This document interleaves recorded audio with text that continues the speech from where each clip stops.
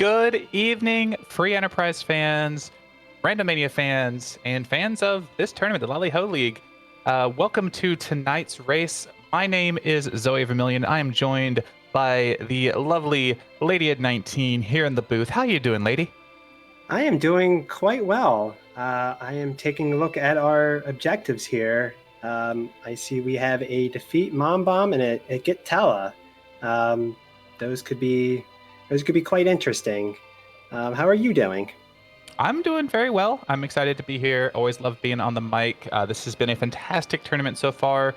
I've enjoyed watching it. I've enjoyed commentating. I'm an entrant myself, as well as all the admin duties behind the scene. As hectic as it may be, it is a good time. These objectives, though, you're absolutely right. This could be a very interesting time. One boss and one character, which is going to give value to a number of different locations, particularly stuff like Zot. We have 2 characters and 2 bosses. And also the Giant, where there's 2 characters and a boss. So can we get a hard required Giant that has maybe Mom Bomb at the element spot and Tella there hiding on the Giant for our runners? We could also have a Tella and a Miss Dragon that leads to a hook. That's always a possibility. Yeah, lots of possibilities for trolls. Very, very unlikely, but I like to get my commentators' curses out of the way early, and we'll see what comes of it. But tonight, our racers, we have Aeriyah and Rexx Raul, both sitting at 1-1. Both got here by slightly different means. If I'm looking at my chart correctly, Aeriyah took a week 1 loss to Dragus Cloud and then beat Indoto in week 2. Rexx beat Classy Badger in week 1 and then lost to the Ultimate Godslayer, aka PK4787, in week 2 in a very close match. Both these runners are great. I enjoy watching both of them. Rexx is actually the one who knocked me out of Highway to the 3-miss zone. I will try not to play favorites, but Rexx, if you watch this back, I still haven't forgiven you.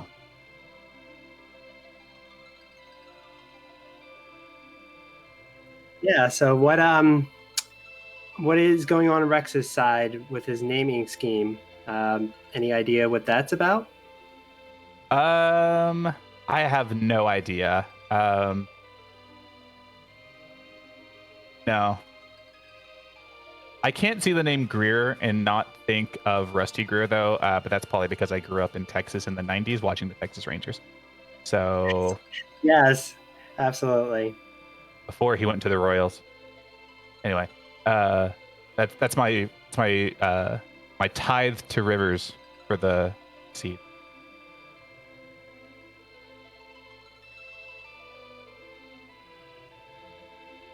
But yeah, if you have not yet watched a Lali-Ho League match, we have 3 set objectives: complete Cave Magnus, Tactical Forge Legends over the Adamant, and trade away the Pink Tail. Those are always present. Our runners need to complete 4 of 5 to get their crystal, and then they'll also need a way to Zeromus either via the Darkness Crystal or the Pass in order to actually complete the seed. But we are underway with a Yang start. Rosa here as well, and never mind, there's the Pass. Now we just need to get 4 or 5 objectives. There's our way to Zeromus. It's great we have the pass.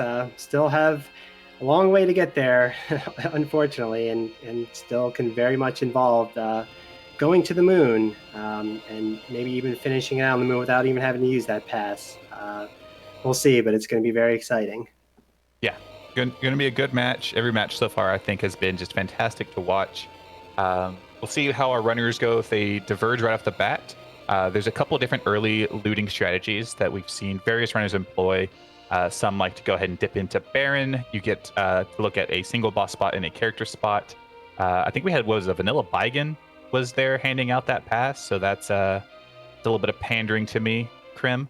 But right off the bat, as I said, Aeriyah going to Damsian, going to loot these chests in the basement. There is, I believe, 12 chests total. Rexx opting to go to Watery Pass for a slightly higher treasure curve to get better loot. We'll see if either runner pulls anything of particular note. Yeah, you find runners will go to Watery Pass, like you mentioned, just to try to get that higher tiered loot. We do see Rexx picking up Artemis arrows out of there. Typically, may tend to fade it because of the lack of exit, that you have to kind of walk it out. It's a little bit more of a time sink. Whereas Damsian, you figure, well, I have to go to raise the hovercraft anyway. While I'm here, let's just check these chests. So no real right or wrong answer. You get what you need, and you can instantly just power up your team. So Yeah, especially with that T-Max Tier 6, we saw the Watery Pass play way more popular in Highway to the Three Mist Zone when you could pull Tier 7 items like a Crystal Sword and Avenger, stuff like that. Here, the ceiling is a bit limited, but it's still very, very good check. Some runners will do the front and the back. Some don't even bother going all the way to the waterfall room like Rexx did, because that's a bit more of a time investment. But he did pull a couple of good pieces of Dragoon equipment. So we find like a Kane or a Sid, they'll be well equipped defensively, both against physical attacks and any of your elemental attacks. I believe that was Baron Guards that were there taking a nice shower. yes, yep, that was Baron Guards there. We see Aeriyah going to be outfitting the Rosa and Yang to see who's the character up on on Hobbs. That was the Thunderclaw that Yang came with, which is great. It's the best weapon in the game. Anytime you can pull any of those elemental claws, it's fantastic to see. Yeah, and the Thunderclaw has probably the most utility of all of them. Hits multiple bosses for weakness. You can use it in Lower Babel to get 4 very easy trap chests that can hold some really good loot. Here up on Mount Hobbs, though, we do have a Cecil being guarded by a couple of lunar dragons. These Cure 2 potions that our starter kit comes with are going to be used very well here. This is very heads up by Aeriyah. Probably going to do more damage than anything else that he has in his inventory. Yeah, I mean, these lunar dragons here at this Mom Bomb spot have about 1,300 HP split between them. So looking at probably about 3 Cure 2 pots. Aeriyah did have the damage kind of calculated right, was able just to not waste one of their Cure 2 pots, instead get that Yang to get the hit off on the last one, and now it's through that fight, and now they have the DKC. Yeah, a couple high rolls on that second D-Lunar too. Only took 2 Cure 2 pots for that one.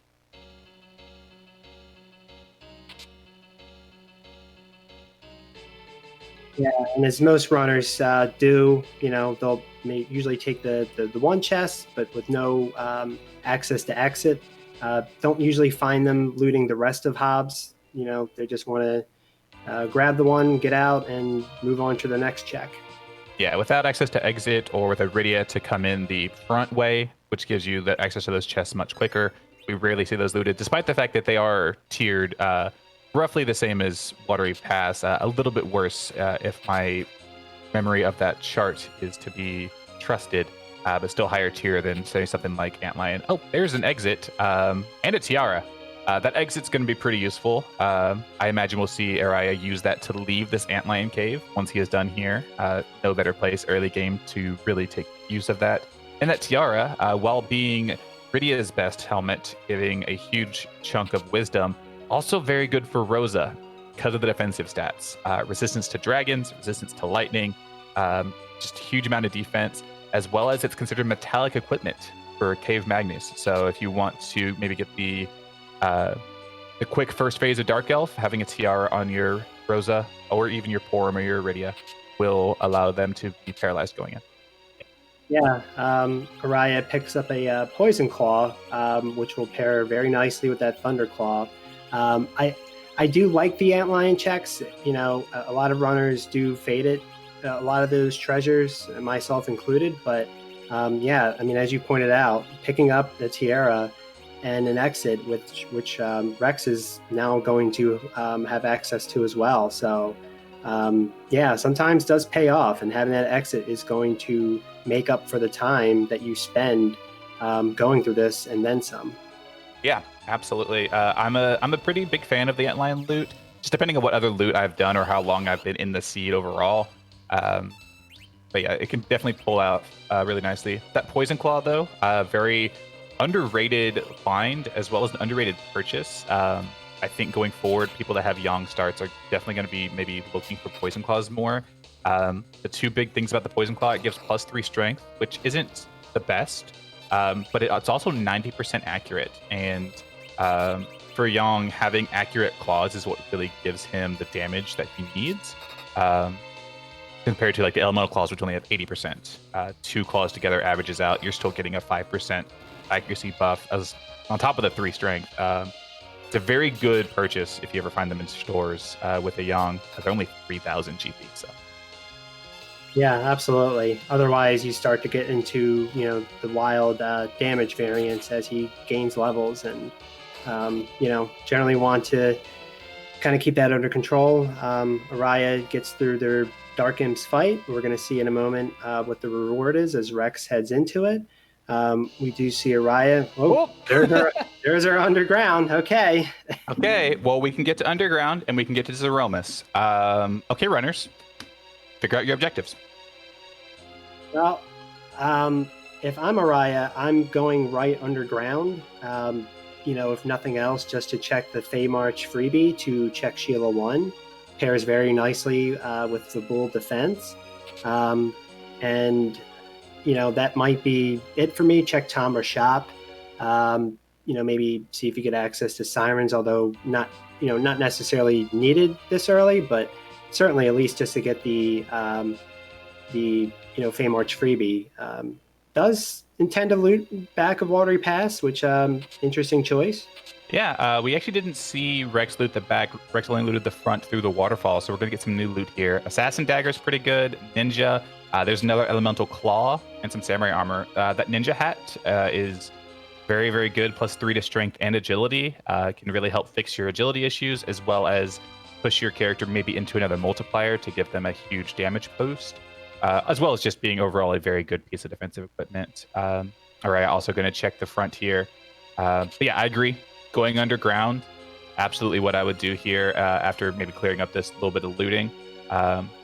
Get your Feymarch freebie, get your Sheila 1 set up. I'm sorry, Rivers, but fading Fabul in this tournament is not super great. Yeah, sometimes you'll pull a pan from there, but I'd rather I'd rather do the double dip rather than holding out for a triple dip, and then pan ends up being at Fabul defense. Yeah, absolutely. I think a lot of runners, love to pair, certain checks together, at least early on. It just gives you more value. It's less time investment. That you don't feel like you're punished for going to Fabul, going down, and and then going to Feymarch and then pulling a pan and then saying, well, okay, guess I should have done Feymarch first. Yeah, absolutely. Doing a bit of shopping there, Rexx clearing out some of the inventory, finds a black belt. It's a very expensive purchase, considering we do have SL quarter on. You're only going to be getting basically half as much money as you typically would. Things sell for a quarter of the price instead of half. But if you don't have much in the way of offense so far, which we really don't, giving that black belt to your Yang is going to maybe help you get through these fights a little bit faster and could justify the purchase. Yeah, the way these runners are looting makes me think they're hoping to pull, like a heron robe. If you have those Artemis arrows, you have a nice bow, you have a heron robe to pair with that Rosa. She turns pretty formidable early on and even into mid game. So I don't know. That's kind of my play I think they're making. Plus there is, you're getting a lot of gold for, even on that S quarter, we're already up to, almost 100,000 that, you can spend on Sirens and Bacchus and, other high, tier loot or high tier gear when we get to these gated shops. Yeah, absolutely. I don't know if Rexx sold it, but Aeriyah sold that crystal armor. Despite having a Cecil in the party, is saying this is worth money, less so but to my Cecil. Very good defensive gear. It does block Berserk. You can't be doing Berserk strats. I didn't see exactly what the job dwarf was. I saw technical, and then it went away because Rexx is too fast. I did not get a chance to see it either. I saw the same thing technical and then went away. But yeah, Rexx going to go ahead and check the Tomer shops here. Aeriyah finding that trap chest very early can now freely loot the rest of the Fey March, which can have some pretty good loot because it is not only gated by underground access, but also has a trap chest, so it gets a bit of a boost in the algorithm. Neither runner checking Dwarf Castle shop before coming here. I personally am a huge fan of checking the Dwarf Castle shop, maybe looking for coffins or hourglasses, because if I come down to this Fey March and I see something like Officer Soldier, then you can get it as a free kill. Maybe having already seen both Baron Guards and Dark Imps, because that reduces the possibility of a free fight. They're not super interested in that, but I don't know. I'm not in their minds. I'm only in my own, and it's a little scary. Send help. Chad has pointed out that it was a medical records technician. Awesome. Thank you very, very much. Medical records technician. Don't know what that is in layman's terms, but it sounds important, and if he is keeping the dwarves of Tamra healthy, or at least helping them, then that is something to be saluted. An apple is what our Fey March freebie is. Plus, also, if you had regrets about selling your crystal armor, hey, there's another one here to pick up in the Fey March in the chest on the way.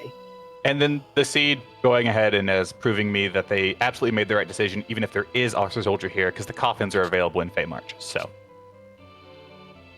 yeah, at $5,000, a piece, certainly very very nice investment to make early on. Yeah, absolutely. Also, Rexx finds an Ogre X on the way down here. Could be pretty useful. Oh, we have a Sparkle at Asura. Is this going to be? Yep, it's nasty. That's comeback. Hopefully, you don't have to come back to this. Actually, that's how I treat Wyvern in either of these two spots. And then you have Ruby or Elements. Ruby would be certainly very, very rude at that Leviathan spot. Oh, Power Shirt. There you go. That's going to get Power Shirt is very nice. You put that on your Yang. Will help get him a nice early game bonus. If you can get a decent sword for your Cecil, then that'll make him go burr. Very good find. But yeah, absolutely. Elements at that spot, not too terribly scary. There's lots of ways to cheese that, especially if you get some good black magic or something like a Moon Veil. That Wyvern, though, very, very fast. Basically is going to require our runners to have a decent RA setup. And I don't believe either runner's found a cursed ring yet. Hopefully they find one before that Wyvern becomes mandatory. Krim, did you make that Wyvern mandatory? Hopefully. Hopefully for us. Hopefully not for our runners. The ever-present struggle of commentators/viewers versus the runners themselves. Chad is asking about RA setup. I'll go ahead and briefly explain that as Rexx is setting up his Sheila 1 check-in. Aeriyah does some more shopping. I don't want to get into the nitty-gritty. It's very complicated. RA stands for Relative Agility. Agility in Final Fantasy IV is really, really weird. It's black magic, basically. And if you set up your gear correctly and your character order correctly, you can make it so 4 of your characters are going exactly as fast as the boss, and one of them is not. And that allows you to get turns in before that Wyvern would mega nuke. If you maybe drop your battle speed, which would allow you to get off Star Veils and give you a chance of getting to that fight. Otherwise, that Wyvern's going to mega nuke you before you have a chance to do anything, and you're just not going to be able to beat it. Yeah, and we do see Rexx going into Dwarf Castle.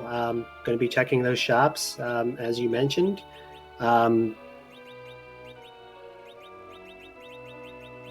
on the hunt for sirens. Have not seen them in Tamra, have not seen them in Dwarf, have not seen them in Fey March. So I believe our only hope at this point is on the moon. So this could get interesting. Yeah, Moon or Cave Evelyn, I suppose. Always kind of you start to get a little nervous when your 3 underground shops all whiff on giving you sirens. It's like, yeah, it's a 90% chance to have sirens on, but that 10% pops up, more often than you would like. Pops up at really kind of the worst times. Yeah. Did we see?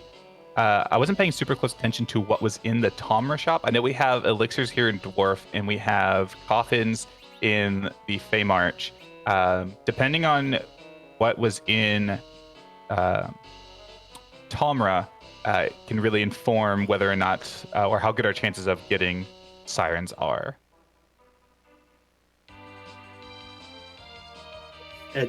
You mentioned that, but I'm just kind of in awe on how lockstep both of our runners are, checking the same places, and now both going back, above world. Aeriyah is going to be doing Fabul, which makes perfect sense. Rexx not going to be far right behind him. Yeah, all right. Took a slightly faster route here. Put a few seconds between these two runners, but both will be checking Sheila 1 at about the same time. There we go. 2 poison claws, a power shirt, and a strength ring. If my math is correct, that is a plus 24 to Yang's strength, as well as having 90% accuracy. That Yang is going to be a very punchy boy. Yeah, and the benefit of doing this check is that you get a full heal going into the boss. So, stepping on all those damage tiles in Fey March, all healed away. Yep, saves you the time it would take to maybe use a tent or a cabin, and value. There you go. Objective number 4, right out 18 minutes into the seed. Yeah, always love to see that. So we're going to get not only an objective lit up, we're going to get the full defense key item, at least the key item check, as well as the Sheila 1 check. Would be very funny if this is something like the Sand Ruby that goes directly to a Tella in the bed, making this Fabul not necessarily hard required, depending on how many Tellas there are in the seed, but super extra valuable. Yeah, I would, if I'm one of these runners and I see another objective lit up, I start to kind of have a mini panic attack. It's like, uh-oh, is this one of these seeds where we're just going to jet? Yeah. I, for one, am not a huge fan of jet seeds. I love commentating them because I love seeing the execution that runners have to put in. But my execution could use some work, so I tend to favor long slogs where I can make some gambles and make up some time. Or lose time, as the case is usually. Well, rando is gonna rando. If you're at that point and you're making gambles, anything can happen. Yep. Looks like Aeriyah is going to get through this fight just a tiny bit faster than Rexx. So we will get to see what value lies here aside from our objective number 4. Aeriyah, the first runner on the board, getting rid of that mom bomb. That is a huge relief. Because that by itself, unless we have a demist on the giant that is guarding like the pan. Okay. I'm going to finish my thought first. Hold on. But like a demist guarding the pan on the giant, which is guarding like 2 of our other key items, like a legend sword and a hook. Required giant is mostly off the table now. But if we wanted to go there, we have the darkness crystal. Yeah, so and there's a rat tail. Okay, so if I'm a runner, I'm immediately checking that darkness crystal to see who that character is. Not even necessarily for the objective, but maybe hoping for a foo, or hoping for maybe a Palom, to get him online. I don't know. What would be your play here? Let's see. My play here, I've got an Ogrex in the inventory. I've got a pretty beefy Yang. I've got a couple of maybe a couple of Jadams. I can't remember what all we maybe found. Looks like we have a couple of vampires, at least on Rex's side. I would be tempted to go do ordeals, get myself a paladin. But checking the moon character first to see if maybe you can pull something like a Kane that could go ahead and equip that Ogrex, a Sid, or even something like a Foo. Like a Foo this early would really kind of put the engine on the seed and turn it to full throttle. Yeah, and with the C buy flag on, you kind of want to get your party. In most cases, want to get your party situated right away. Get it set, because once you get to 5 characters and you pick up a 6th, you can replace one of your existing characters, but the character that goes away, you cannot go to Mysidia to re-pick up again. So you're really kind of, it makes you, want to commit early to whatever party it is you have. Yeah, and going along with that, not having the slingshot capability, we have the flag EXP no boost, meaning that if a character is more than 5 levels below the median character, or 5 or more levels below the median character of your party, normally they would get double experience to serve as a bit of a catch-up mechanic. We have a flag that disables that, so the earlier you can get your party situated, they'll be able to get the experience they need, and they're not going to be lagging behind. That's another reason why I would like to get my Cecil online sooner, because DKC's experience resets when he becomes a paladin.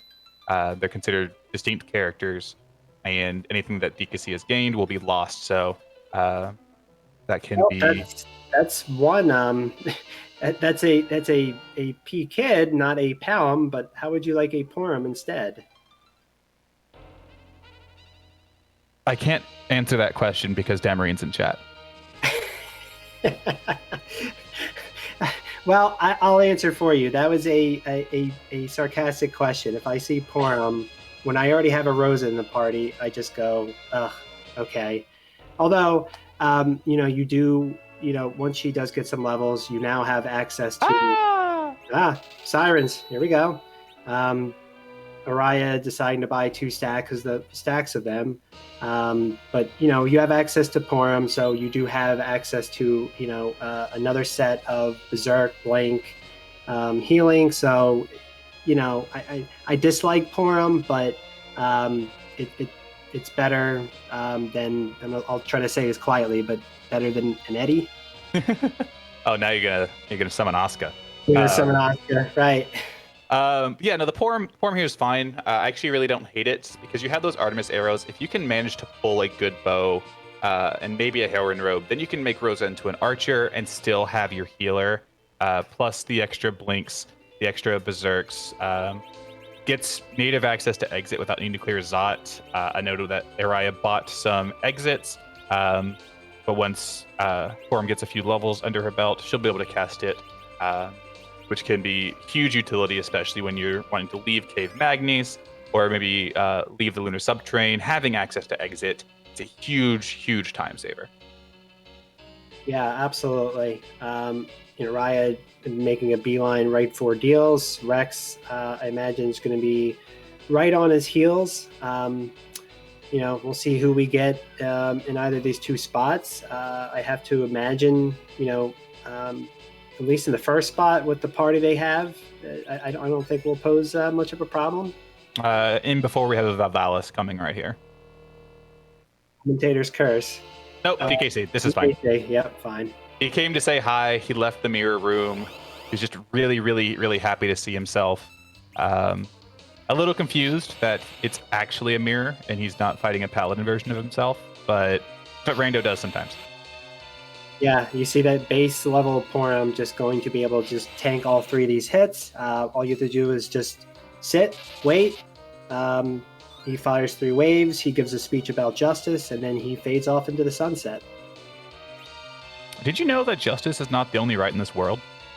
I did not know that until now. Oh, it's okay. Someday you will see. Oh, okay. Well, thank you for enlightening me. Both you and DKC taught me something new today. Yeah, we love education here in Free Enterprise non-randomania. So that's your today I learned.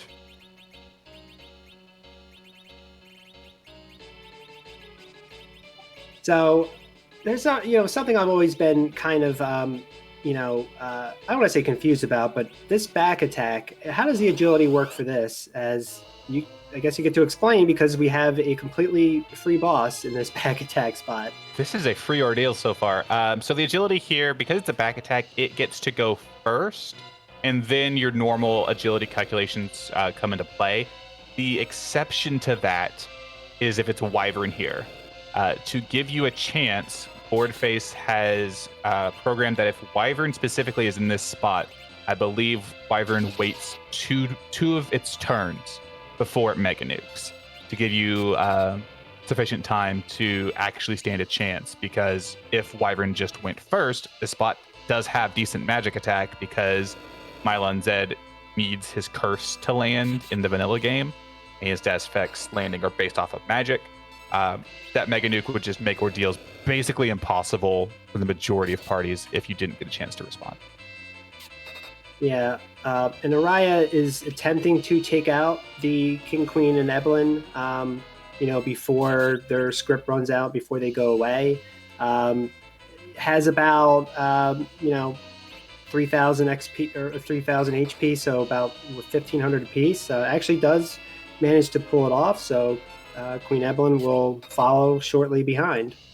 Yep, at this point, I would stop attacking, because at this point all you're doing is wasting a little bit of time, because she will fade on her own as soon as her husband is gone. But if you manage to kill her, then you're not losing much time.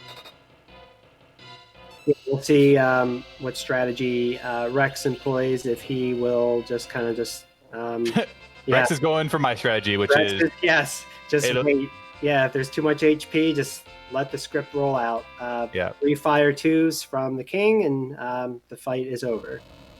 Yep. And the best sound effect in the game, glorious bloop. Pairing it with pairing it with some other sprites just makes for a very hilarious look. Like Golbez, I think, is my favorite boop. My favorite's the evil wall. Evil wall's good because it's just this giant wall just falling off the bridge, and I can just imagine the view from Mysidia, just seeing this wall just crash and the earthquake that it causes.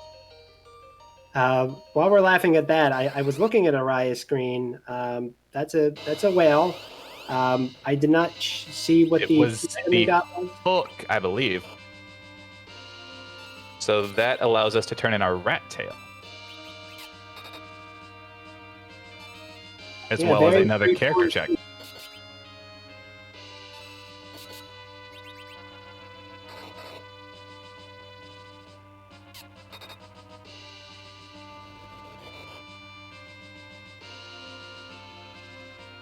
Maybe Aeriyah had the right idea of killing the King Queen, because that took a while. Actually, yeah, now that you mention it, yeah, Rexx just now getting through it. Sometimes you think you know the answer, but watching 2 runners go through at the same time, employ different strategies, you wouldn't have thought, but the script is a little slow, but somehow ends up being faster the way Aeriyah did it. Yep, and now Aeriyah's DKC has become a paladin.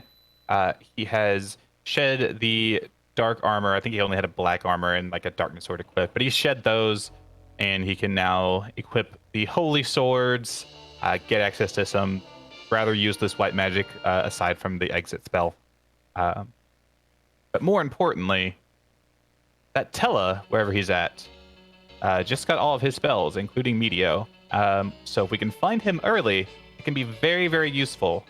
Great utility mage, would give us access to the warp spell, which is only really one place that's super useful because the warp glitch is off, but it's useful in the sealed cave just because it allows for a quicker exit there because you can't exit out of the sealed cave. But yeah. Yeah, I mean, I think at this point, the runners, not that they have a choice, but you can very much get by with this team, for the rest of the seed. If you find Tella just to round out your party, certainly you'd be hoping for a foo, but this team can certainly do some good work once you get Cecil some levels. I'm not sure what they have in the way of weapons for that Cecil, though. Aeriyah didn't choose to swap out that silver staff in battle. Yeah, I think they've got the Ogre Axe and an Ice Brand are the 2 things they have for this Cecil. But honestly, at this point, if you could give me a Tella and a Crystal Sword, I'd be happy taking this party to Zeromus. That is 2 sources of Berserk, or 3 sources of Berserk, some good healing, and some good damage. That would be all that could be all I ever wanted. Yeah, a rat tail, fortunately or unfortunately, depending on what kind of punchy bosses we run into, does just give us only a moon veil for our troubles. Yep. That Moon Veil can be very, very good. Neither of the Fame March bosses can be particularly cheesed with it, which is unfortunate. That's one of my favorite places to use a cheeky Moon Veil. We do find hourglasses and Bacchus wines here in the Cave Eblin shop. Not much in the way of bosses that can be stopped with the hourglass. I think at this point we've got Dark Elf, the back half of the Calbrena dolls, and Officer Soldier. But still very good, especially paired with those sirens. If we do find a Tella, that allows us to do something like a King Ryu grind. But those Bacchus wines, with this party, assuming you find a good sword for Cecil, it's very likely that you're going to be looking at reflex strats and having those Bacchus wines to free up turns from your white mages. Very, very. Yeah, it could be, if you run into a rude boss, you may want to, may find yourself going down to Cave Bahamut, taking that second room, and maybe just popping, a siren or two, popping those hourglass twos, and it might be a little slower, but you get a nice influx of XP to get this get this Rosa and Cecil online. Meanwhile, we have an edge in the hook round. So. Vanilla Edge and an Evil Wall off the table. Both our runners, as soon as they see this, Aeriyah already thinking, oh boy, I'm glad this wasn't a hook route. Yeah. Evil Wall can be very, very nasty here. Even with this team, even with Sources of Blank, you still have to do about 25 or so thousand, 24,000 damage to it. After, if you don't, it enters crutch phase and then just proceeds to do what it says and just completely, wipe your party to the floor. Yep. Now, the required giant is mostly off the table, so that commentator's curse is gone. I'm going to try casting another one with a demist at that Queen Evelyn spot. That is certainly an option. There's no way. I would say 95% of the runners are not going to check that King Queen Evelyn spot, hoping for a demist, unless you feel you are well behind and you need to make a play out of nowhere to, make up some time. Yep. Rexx deciding to take the Stalemate chest, has the Ogre Axe. The Cecil is in the front row, those. Not going to be surviving another hit, so better hope that we get this these two dead. Throwing out a life glitch. Not a huge amount of experience here, but every little bit of experience does help, so I don't hate it. Plus, we have the trap chests. You mentioned tier 6 items being available in untrapped chests, but we have tier 7 chests or a tier 7 loot available in all trap chests. So maybe hoping to pull, Come on, Crystal Sword. Avenger, Crystal Sword. Yeah, absolutely. Another power shirt. I don't hate it. You have a Yang, you have a Cecil. Now they both have power shirts. They're twinsies. And we have our Tella at Baron Inn. And had neither runner checked Baron Inn. I just realized that. Yeah. And there's the demist. And there's our bonus. Demist with the bonus. So bonus round, just like Fabul, you're getting an objective and you're going to get 2 key items here. This is good. This is really good. This could get out of hand very quickly if, say, this gives the Twin Heart and then demist. Iridia's mom herself has the Pigtail. We'd be in go mode. Yeah, I mean, it's kind of a logical choice for runners to go. As soon as Rexx picks up this edge, I imagine they're going to be going back to Baron 2. I can't imagine there's any, you're going to want to take on Dwarf Castle. Hopefully they go also right to Baron Inn after this. Yeah, having not looted Baron at the start, I imagine Rexx is planning on heading there very soon. We'll be very, very happy. More vanilla. Okay. Is this even randomized at this point? Prim, just because I'm on commentary doesn't mean you have to make a bunch of vanilla. You don't have to do that. And goodbye, Porm. Also, goodbye whatever she was equipping. Yeah, yeah, I think it's the right play to make. I mean, you mentioned having that Tella fully online. Low HP for Tella, but you get him in the back row. Maybe you hope you pick up a glass hat to get through a punchy spot. But you have access to all those tier 3 spells, Meteo, weak. Now you can do your King Ryu grind. And as Aeriyah is going to be checking this demist, going to be picking up. Oh, there's an Earth Crystal now. Already Rock is in the house tonight. That is very good. The treasury under max tier 6 isn't the best thing in the world. Can still give you some very good things, especially when your edge is currently rocking a full moon and a longsword on Rex's side. Ninja swords or Murasame's would be great. I would be checking that treasury pretty quick, if I'm being honest. Aeriyah looks like he's happy with his party. He's going to crack a couple eggs just to get his Cecil some more levels, get his Yang some more levels, get a few more spells on Rosa. And then I imagine either a Dwarf Castle play or heading right to Zot. Yeah, I think it's the right play. You might think, oh, I have an edge, I have a Cecil, I can get through Zot, but Zot can hold some pretty rude bosses. Even in that first Mega Sister spot, can have a lot of HP. Especially if you get a Val at that spot, you're going to want some levels on your Cecil, your Young, and your Edge to break through Val and get through that.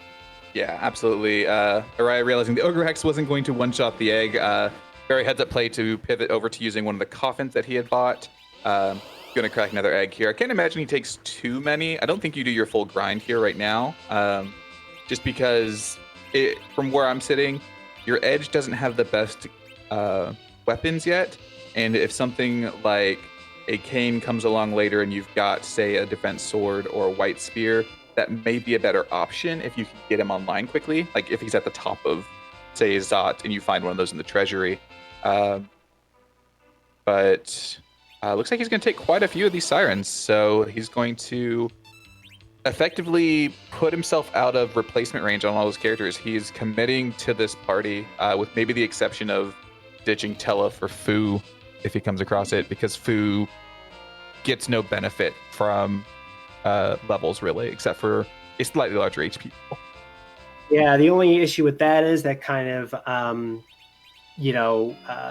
messes up your agility manipulation.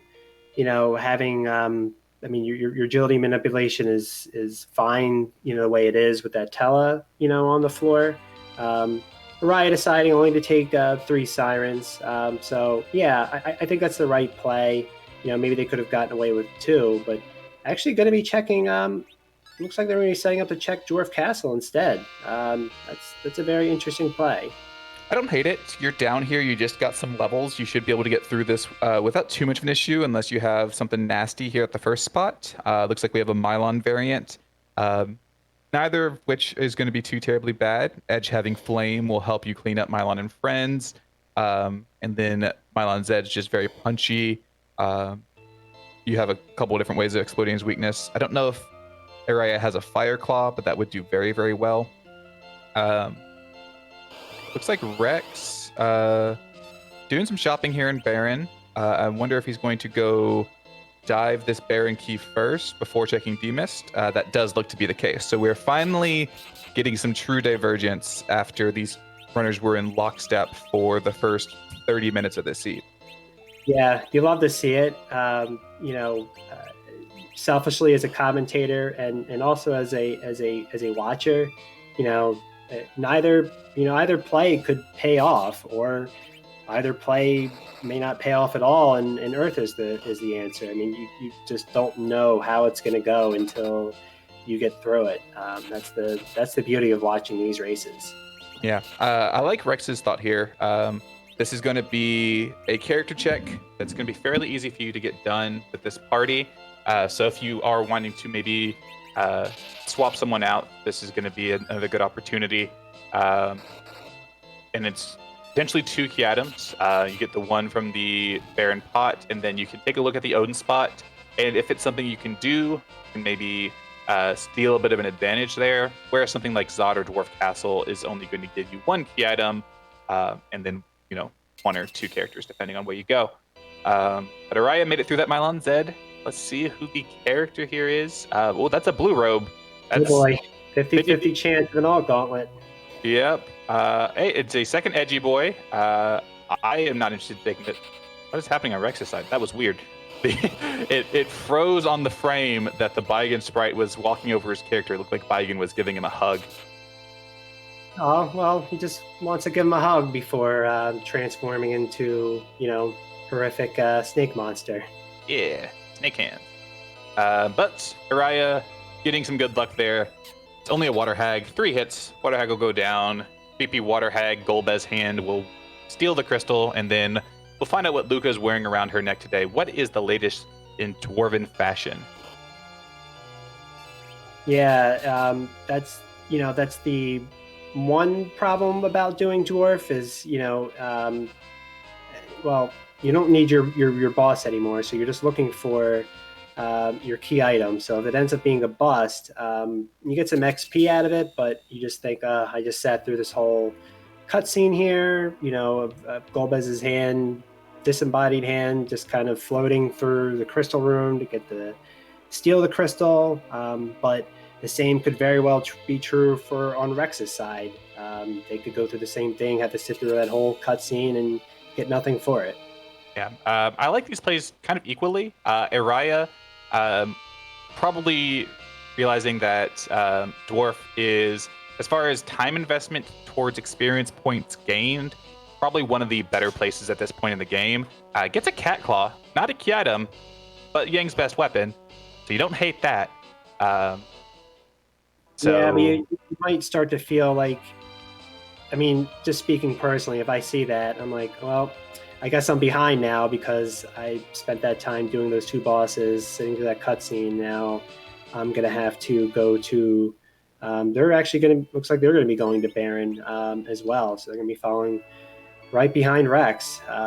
See if it, pays off for either of them. Yeah, with both the character and boss already located, I can definitely see fading Zot. It is a very long check for just 1 key item, and especially in Aeriyah's case, already having done that little bit of a grind, probably not going to be too keen on replacing any of his characters with whoever might be at the top of Zot. You already know, you've already found Demas, so you don't care about any more bosses. Going here, you're going to get a key item. You already know the first spot's Baigen, so you know that fight is relatively safe because in his vanilla spot he's not too scary, and then you'll unlock the chance for another check in the Odin throne. Yeah, so Rexx says nope, I don't want Tella anymore. You were mentioning earlier that this can throw off your agility calculation. If either runner does find a cursed ring, that's a moot point because cursed Boo will have 5 agility, and that's plenty to get everyone else to RA1. So yeah, this, depending on what spells Rex's Fu already has, having taken out fewer bosses than Aeriyah, if he's already got Nuke, depending on where he goes next, he could start making up a little bit of this time. He's probably a little bit behind, but not by any noticeable amount. Yeah, that's true. Not having that Earth Crystal in hand, but yeah, definitely could still make up some time. Pulls a Luca key, which I imagine is going to sit, in both of the runners' inventory for some time. I don't imagine either of them checking that for a little bit. Yeah, I would probably beeline there if I only needed 1 key item, just so I could see if it's there, because you get the information before you have to fight the boss.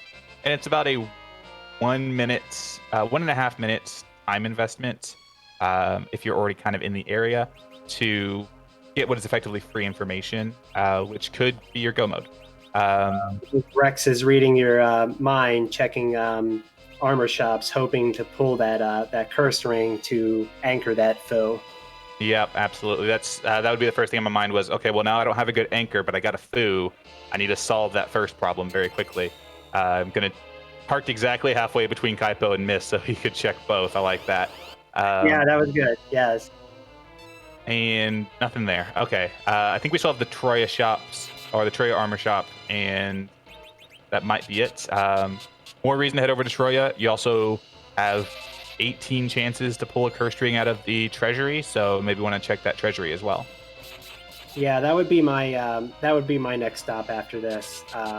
Especially having this edge in this party, as you mentioned earlier, getting some, hopefully getting some decent weapons for him. But tier 6 treasury can make for some very interesting, very interesting looking treasuries. You could pull, you could pull 3-4 glass hats. You could pull two, 2-3-4 Leviathan summons. You could pull multiples of the same item, just because we take tier 7 completely out of the mix, and it's just higher weighted just towards those tier 6 items. Sounds like someone watched my week 1 match where I pulled like 3 glass hats out of my treasury. Maybe. Also, ribbons, very good. We've yet to see Golbez. Having a ribbon would be good. Pulling like a ribbon and a crystal ring would make your Golbez effectively free, depending on the spot. Yeah, there's still a lot to be found there that can be very good. It's just not the overwhelming power that the treasury was in something like Remus Zone, because you're not going to be pulling your crystal sword out of there. But for this team where you're still like a light sword would be an upgrade for your Cecil. Ninja swords or Murasames would be an upgrade for your edge. A second cat claw. Any sort of good healing staff, sorcerer robes. There's a lot that could come out of there that would be value. And at this point in the seed, you're out of fairly dense treasure locations. I don't think our runners are going to be doing much more looting. This would kind of be like your last chance to pull something of power to shore up your strategy, because from here on out, you're just going to have to take what you've got and hope for the best. Rexx does visit both Troya item shops, does find star veils and silk webs, in the room where you have to turn in the pass. So very nice stop to get there, because now you have your star veils if you run into Bahamut, and you have your silk webs for any rude bosses, and you have one you're going to keep for Bahamut, or I'm sorry, for Zeromus. Yep, and we are getting a treasure check. There's a heroine robe with some more Artemis arrows too. Crystal ring, that is a very good pick. There's the good old glass mask, a second crystal ring, a second heroine robe, double protect rings, Artemis arrows, white. Okay, so this was double the flavor, double the fun, double mint gum out of 10. Give it 6, 7 out of 10. Not bad. I don't know if it's quite what you're hoping for. Your team's going to be quite well protected. You run into, I don't know who you could run into at this point, a punchy boss, but you're both.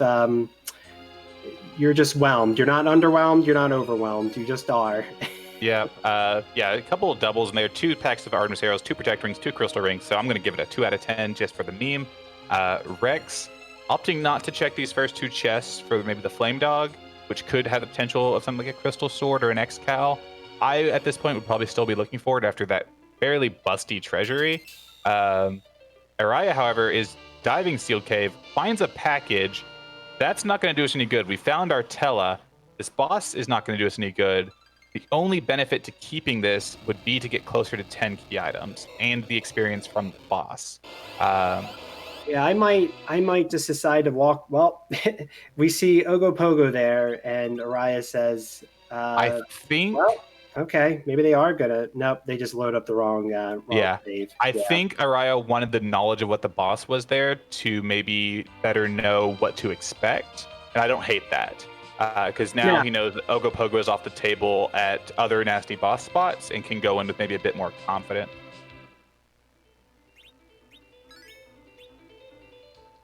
But we find some dolls here at the Maga Sister spot. You don't hate to see this. This spot normally has a quite a large amount of HP for the point in the game it's supposed to be in, because it's supposed to be split amongst the 3 Maga Sisters. But here it is split amongst the Cals, the Brenas, and the Calbrena. But you already took out all 3 of the front ones. You need to take out these back ones. Throwing out an Hourglass will be good as long as they have yet to queue up the transformation. Yeah, getting this Fire 3 off too. I don't know if this will be enough Yeah, either. that should do it. Yeah, okay. So they're through it. That's fine. Calbrena, very interesting boss. The Cals do not have the boss bit. They can be stopped, they can be toted, they can be coffined. The front ones with the less HP do have the boss bit. It's confusing. Second Yang here. Don't think we're going to be taking this. Yang, very good when you can slingshot him because his power comes from his levels. But at this point, you've gotten a decent amount of levels on your characters, getting him caught up to the point where he's going to maybe do more damage than this Edge, even with a long sword and a full moon. Not very practical. Well, how do you feel about second Yang then? How would you like to replace 3 of your party members and have 3 Yangs? I know the answer to that. You don't have to answer. I have questions about this Zot. If this is karate at the Velvalis spot, I'm going to have so many questions.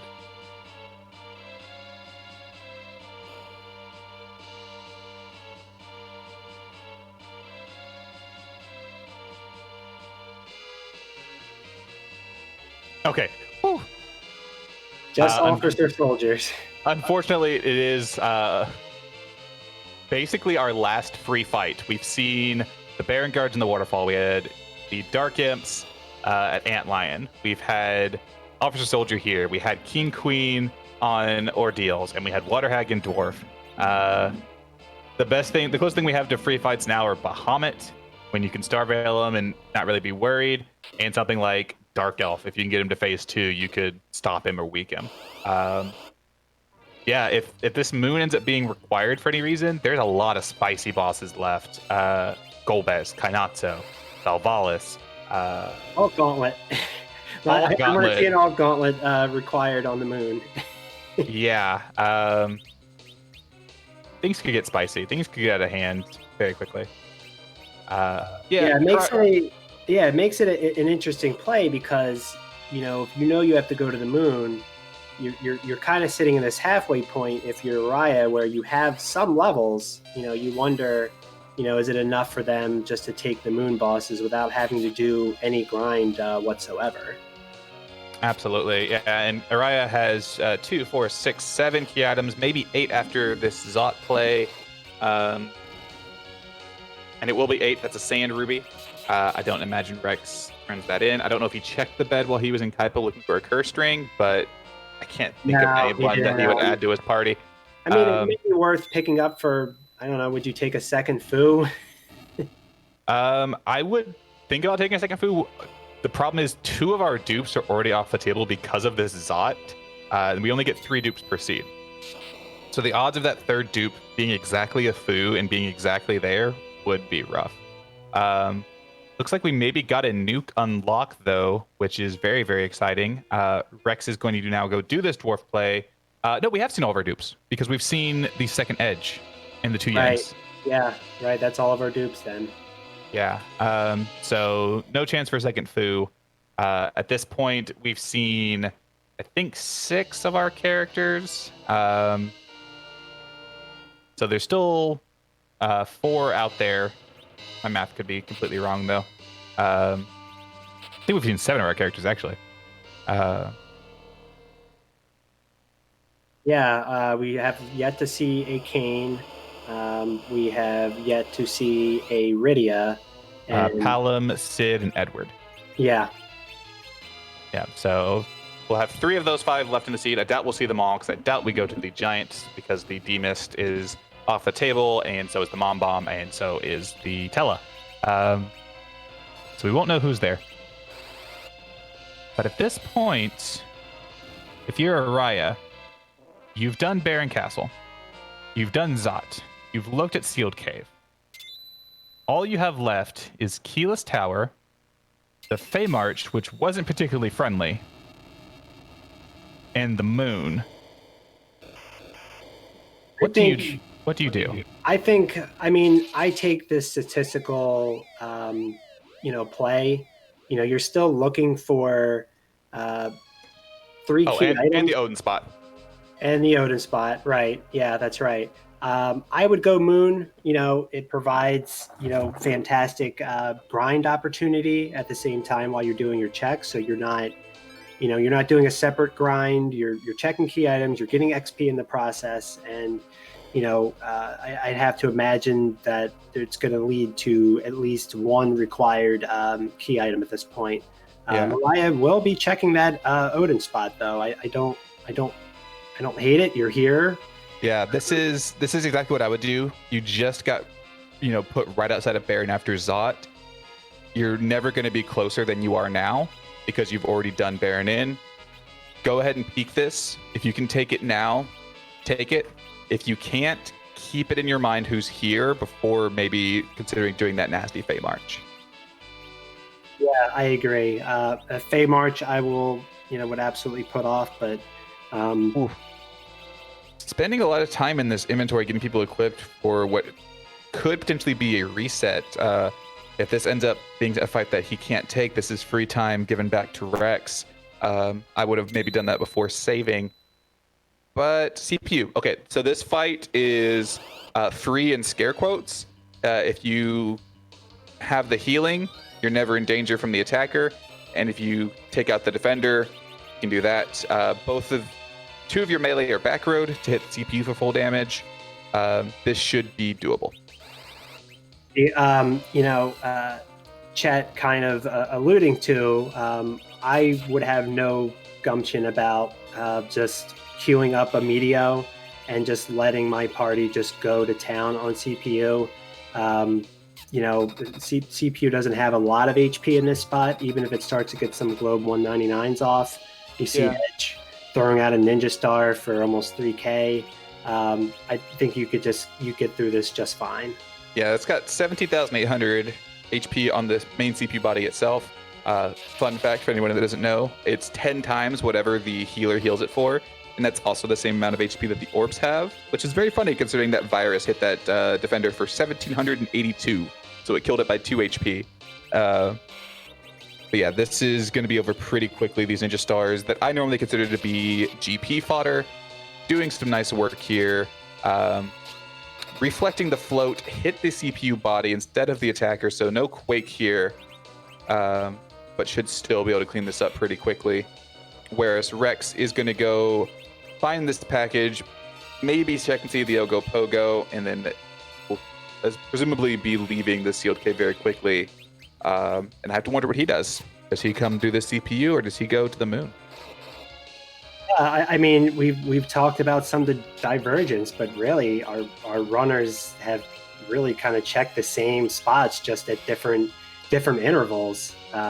Nobody really wants to go after that moon play. Really want to save that to the end, which given the bosses that are left, there's not really a lot of free bosses. I guess I really can't blame them.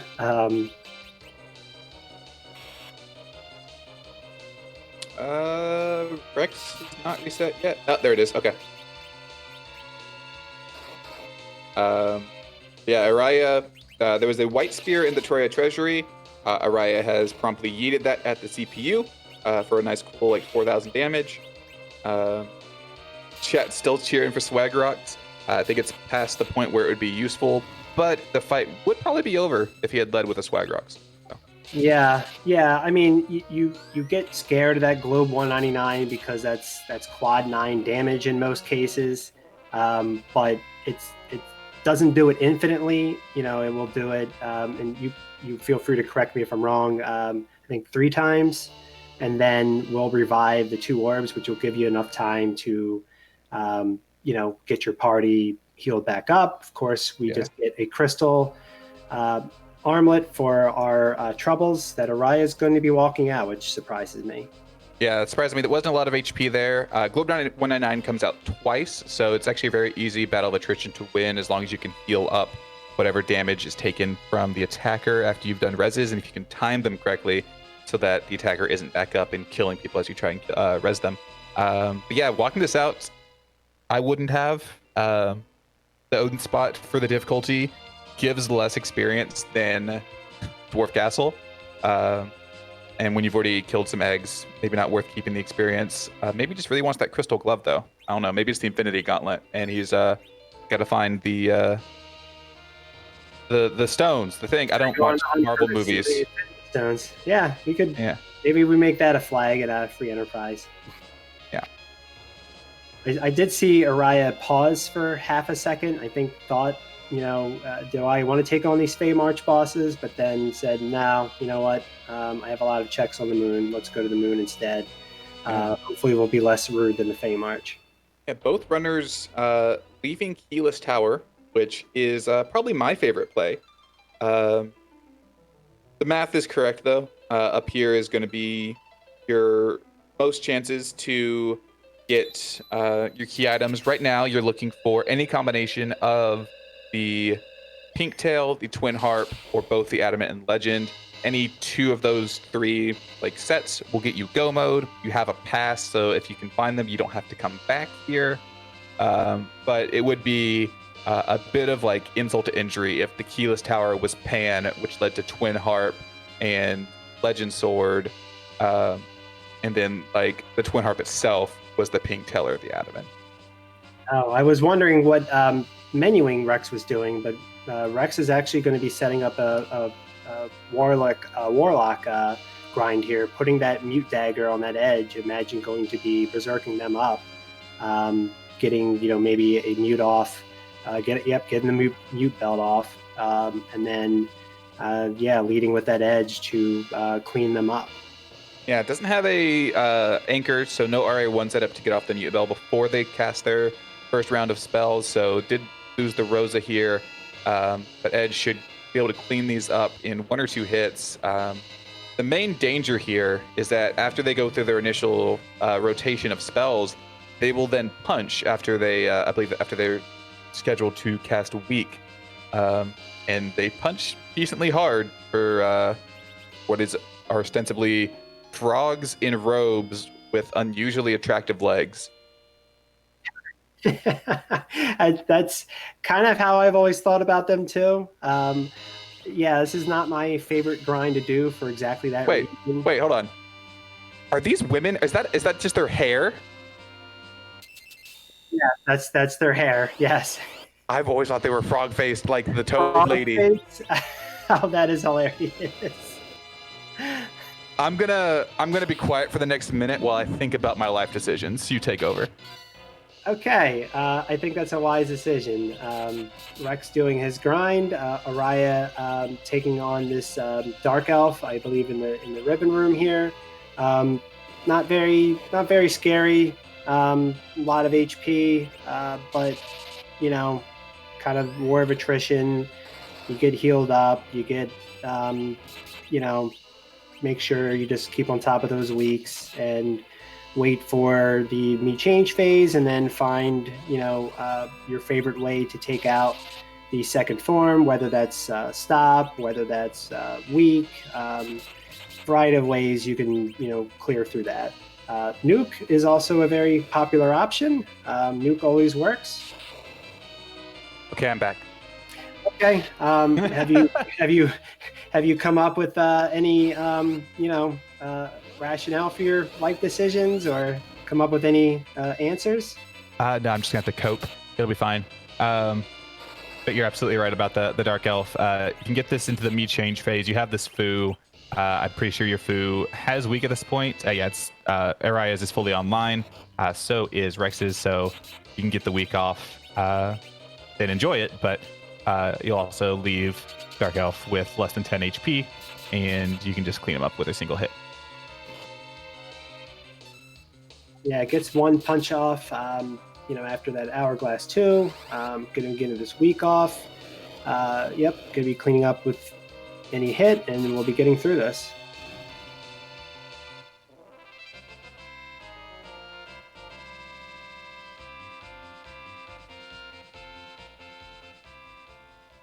You love to see that in the ribbon room, what is basically a free fight. And there is one half of our remaining objectives. So that is the Adamant Rock.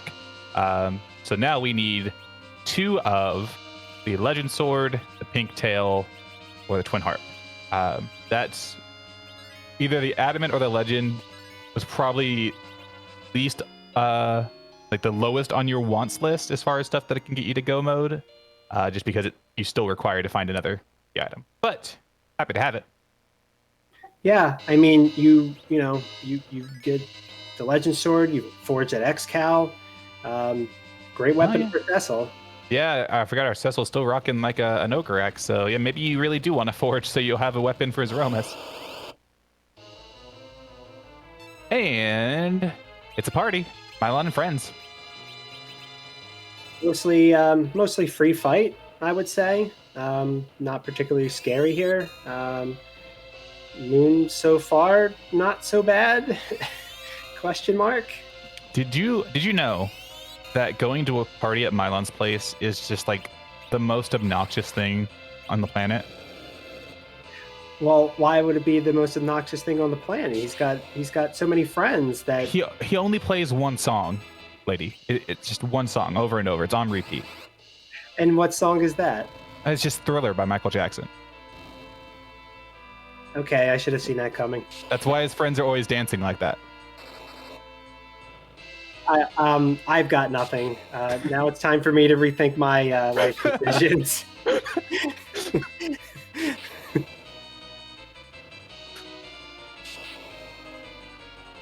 Rexx, coming into the urban room, going to be greeted with this Dark Elf that Aeriyah has already taken down. Our runners, despite their earlier divergence, have kind of reconvened here. Aeriyah has a very marginal time lead, but after that brief Warlock grind, both of our runners have about the same levels on their characters, so any one small gamble, one way or the other, any slight divergence that maybe leads Rexx to a key item before Aeriyah gets there, would put Rexx in the lead. As it stands, if things hold, barring a Thromus mishap, Aeriyah has the edge, though they both have edges, but that's a really tired pun at this point, and I am no Bacchus Shinobi. Well, sometimes when it's there, you still have to take it, even if it's obvious and even if it's tired. It's there, go for it. Rexx, however, Dark Elf, not playing nice, turned his foo into bacon, so by the time the meat change comes through, won't be able to do weak. Is going to cure it by casting Piggy on himself. Hopefully. Oh, okay. So the Debreath isn't that dangerous, but the Dark Elf second form can hurt quite a bit. So you really need this foo to unpig and then be able to get off a weak. Maybe burn an Hourglass here. Aeriyah, from that Thriller party, gets the tower key. So now can go do both halves of tower, or, as we like to call it, memeless tower. Though I suppose that he could opt to pull off what Rivers so lovingly dubbed the Zoe skip. Yes, I understand that was a thing that came up after your win this week. Yeah, I won't go too far into it, as we are still within the 48-hour embargo on spoilers for those that want to watch the VOD. But if you do watch my race from last night, you'll see exactly what I'm talking about. On that note, check out our YouTube channel. Free Enterprise, all of the VODs from this tournament. The Free Enterprise VODs will go up on the Free Enterprise channel. Random Mania VODs go up on the Random Mania channel. But all of them are compiled in a playlist that you can find on the Free Enterprise channel, so you can catch any matches that you may have missed that were restreamed. Yeah, see, now this is interesting. Rexx did not unpiggy his foo, and is kind of taking the long way to defeat this Dark Elf, but at the same time, Aeriyah has decided to do I guess their final grind to get get ready for Z or whatever bosses are remaining here.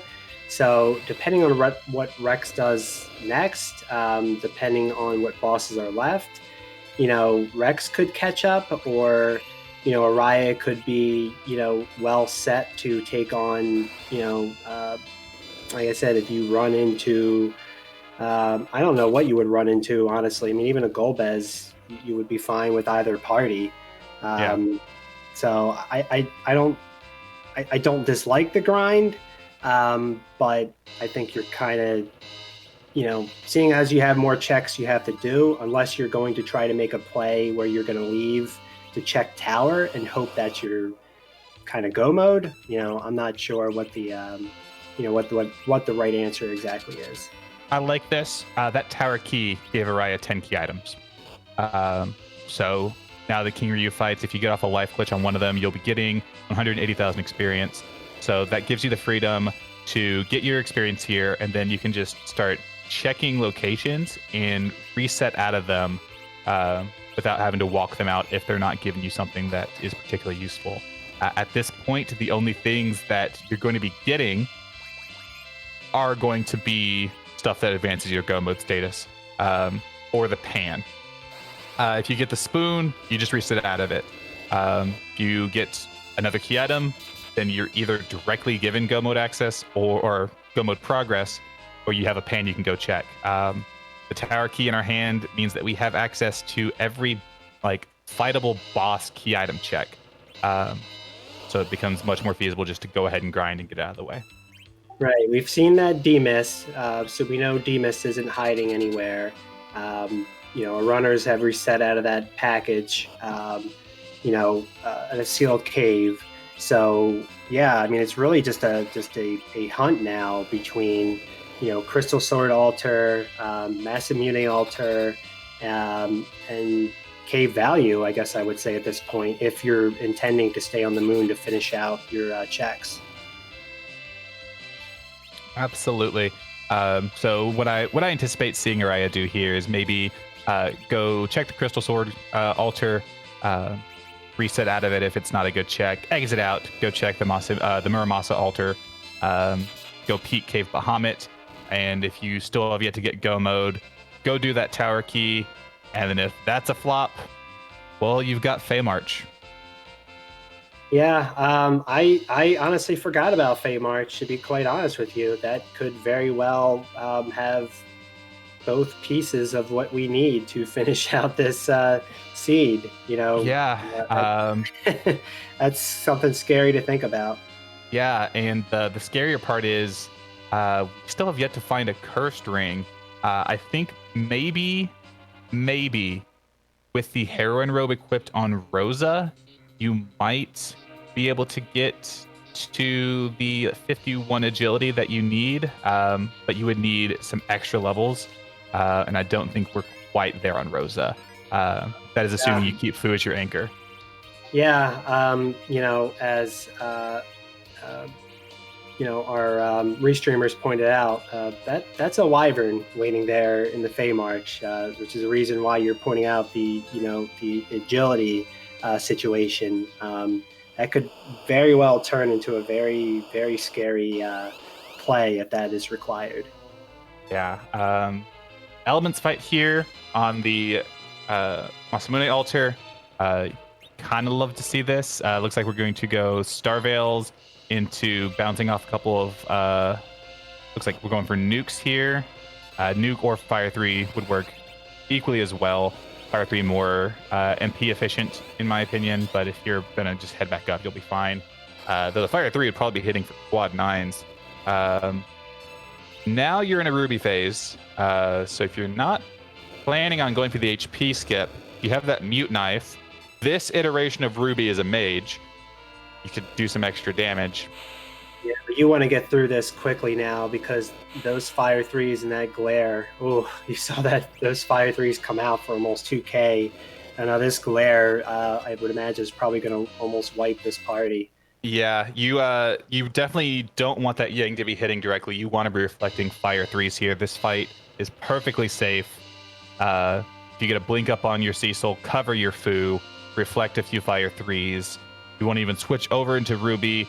You'll skip half the HP because, similar to Zeromus, the Elements fight in the base game had more than 65,535 hit points. So what they do as part of the script is after they reach a certain HP threshold, they would refill and switch over to Kainatsu from Ruby, but reflecting bypasses counter scripts. So Rexx may have just taken the lead. Doesn't quite have the levels from the grind, but if you clear out the rest of the moon and you get to forge your X-Cal, the level advantage is probably not going to be that big of a deal. Yeah, absolutely. I have to imagine that Aeriyah, kind of realizes what they did and, will be, going to be reflecting whites, nukes, has cover going on, and is just going to hold fast with every other party member. Ooh. Well, Edge survived, but Edge's Starveil wore off. Oh, yeah, that's wow. Okay, that was a fast Starveil wear off. That was something to see. Yeah, so the Starveil, this is another part about your relative agility. If you have RA1, it lasts what feels like longer.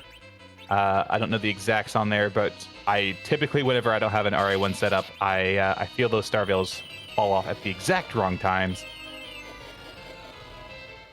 Yeah, plus the more actions you take, the quicker it's going to run out. And both runners are through. Yeah, both are through at the same time. And it's an hourglass 1. Yeah, so... otherwise known as a bronze hourglass. Does the same thing as an hourglass 2, which is a silver hourglass.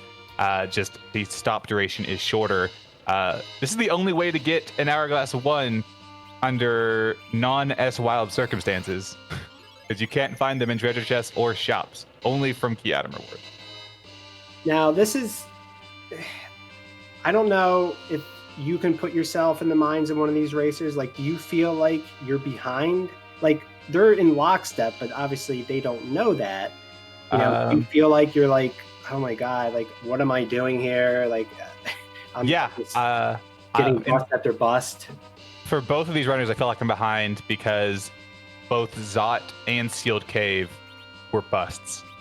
And after doing maybe one of those and it being a bust, I wouldn't feel too terribly far behind, because it's a safe bet that your opponent would do one of them at least. Doing both, and they both are busts, I'm starting to sweat. Little do our runners know that both of them did both. Aeriyah, finding an Odin here at the Crystal Sword Altar, has a Thunderclaw, has 2 Thunderclaws, so both Edge and Yang can do some good damage. Has some Bacchus Wines. Did take a few ticks to start getting everyone geared up, so those could be precious seconds burned that could cause the Zentetsuken to come out and cause a wipe. Rexx, much more expedient in getting that up, but his Yang went down because board is rude. 72 and 8,800 from that Edge, though. I don't think Odin is going to be... I don't think Odin's long for this world. Yeah, no, he's fine. That super weak that Odin is to lightning, doing quad damage. Very, very punchy. And there's a pan. So if I'm Aeriyah, I exit out, I leave a save in front of the lunar subterranean, and I go check this pan right now, because that could be... You've got 4 key items that you've yet to see. You have 4 key item boss spots, and then these 2 pan checks. The odds are good enough that this leads you to your go mode that you check it. Yeah, because we have not done Tower, right? A few more. Yeah, sorry, I forgot about the Tower. There's Tower, there's Fey March, there is the Murasame Altar, and there's Cave Bahamut on top of whatever the Twin Harp itself is hiding. Aeriyah chooses to go back in to check that Mur altar, which it's one of these things. This is where rando comes into play, because if it plays out, it's great. If it doesn't, then you feel like kind of like a dummy. But I don't know that there's a wrong answer. You're already here on the moon. Yeah, you could leave a save. Oh, Rexx is doing the same. Right behind him. That's Yeah. This is a coin flip. This is honestly either strat here is the correct answer. This shows me that both runners want to completely not have to come back to the moon. There's an alt gauntlet at the Murrow spot. Aeriyah says, no, I'm going to take my chances either with the pan or with cave value. If Rexx follows this through and it's, say, the Twin Harp that leads to Legend or Pink, that's the only, we'll see if Rexx resets out of this. If Rexx takes this, that's the only chance that he doesn't just lose a bunch of time here. I mean, you reset out of this, although... Well, Rexx hasn't grinded. This could be Rex's grind. This is Rex's grind, yeah. I still don't know that I agree with it necessarily, but, it may not be a bad play. You do get, you're going to get some decent XP out of it. It just depends on how quickly you're going to be able to chew through these 5 different spots. And a vanilla Bahamut. I think that's like our 4th or 5th piece of vanilla. This is free. This is one reason that so neither runner, when they came up here the first time to get the character, peaked Cave Bahamut. I am a huge advocate for checking Cave Bahamut on your first trip to the moon to see if it's a free fight. Because if this, say, just is your direct chain into go mode, you could have potentially been done a while ago. Well, if you're a runner, yeah, you're going to feel like you're going to be putting the dunce hat on. But at the same time, it is extra time, I guess you're spending. Yeah, it's a gamble. Yeah. It's just a gamble that I'm a huge advocate for. I'm not saying it's the right call in every situation, but it's something that I personally like to do. So if you're going up against me, just know that if I get an early darkness crystal, I'm checking Cave Bahamut. Use that to your advantage. Duly noted. Yes, duly noted. But I, for one, either way, am just glad for the divergence. Aeriyah will not be taking that all gauntlet unless it's the very last spot, I think, at this point. Yeah, Aeriyah is basically saying, if that is the path to victory, I'm losing. That is the decision that is being made at that alt gauntlet. Yeah, and you can't fault them for it. No, not at all. I would say, okay, I'll lose to that, every single time. Yeah, it is such a highly specific scenario that this alt gauntlet leads directly to the win.